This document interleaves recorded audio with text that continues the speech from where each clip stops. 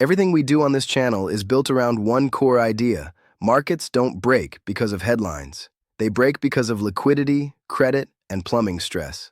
This strategy is designed to survive three outcomes: a continued melt-up, a sudden surprise break, or a slow grind into recession. We're not predicting crashes. We're tracking probabilities, sequencing, and signal convergence. This video fits directly into that framework.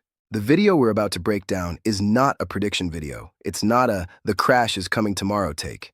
It's something far more important. It's a plumbing stress report.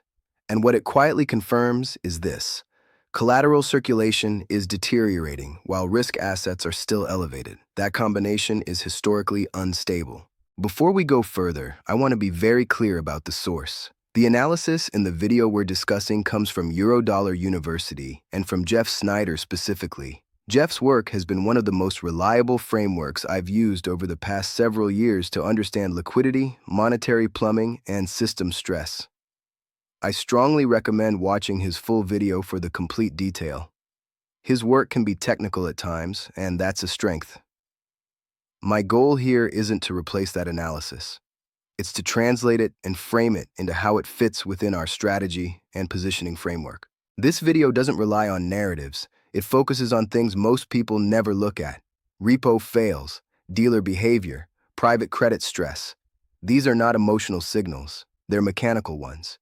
And when these start lining up, markets don't debate, they reprice. Before we go further, a quick disclaimer. Nothing on this channel is financial advice. I'm not a financial advisor, and this content is for educational and informational purposes only. I'm sharing how I personally think about markets, risk, and capital from a macro and risk management perspective.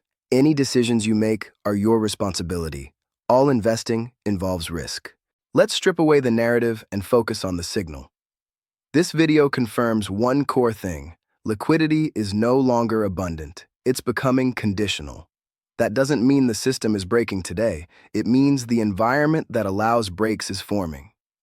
This is early warning confirmation, not a trigger. Repo fails are not about interest rates. They happen when treasuries can't be delivered or when counterparties refuse to lend them. That tells you three things: collateral is being withheld, balance sheets are constrained, trust is eroding. Liquidity doesn't disappear all at once. It becomes selective first. The size matters here. These repo fails are not quarter-end noise. They're not window dressing. Historically, levels like this show up before funding stress, before credit events, before volatility spikes. This is not the crash. It's the pressure-building phase. This is one of the most important signals in the video.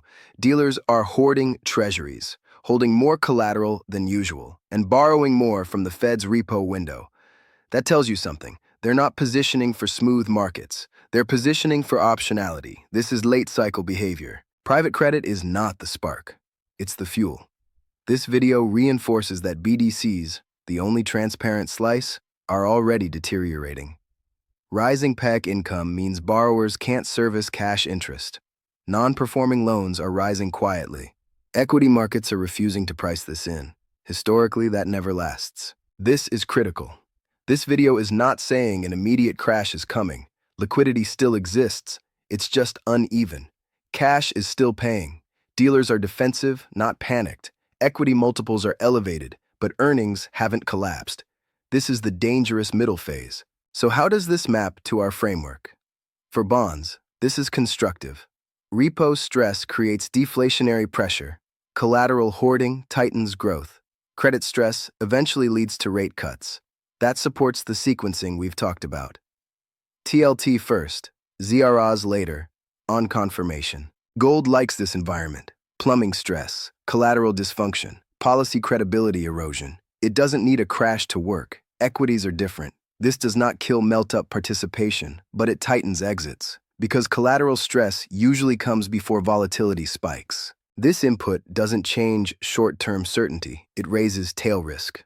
Over the next few months, crash risk is still not the base case. Over the next 6 to 12 months, the probability rises meaningfully. The key is asymmetry, not timing. Here's the takeaway. The system isn't breaking yet, but the lubrication that prevents breaks is thinning, and the people closest to the plumbing know it. That's the environment where bonds quietly bottom, gold stays bid, equities grind higher, until they don't. This strategy isn't about being early. It's about being staged, watching the signals, preserving optionality, and acting on confirmation. We don't need to be early. We just can't afford to be late.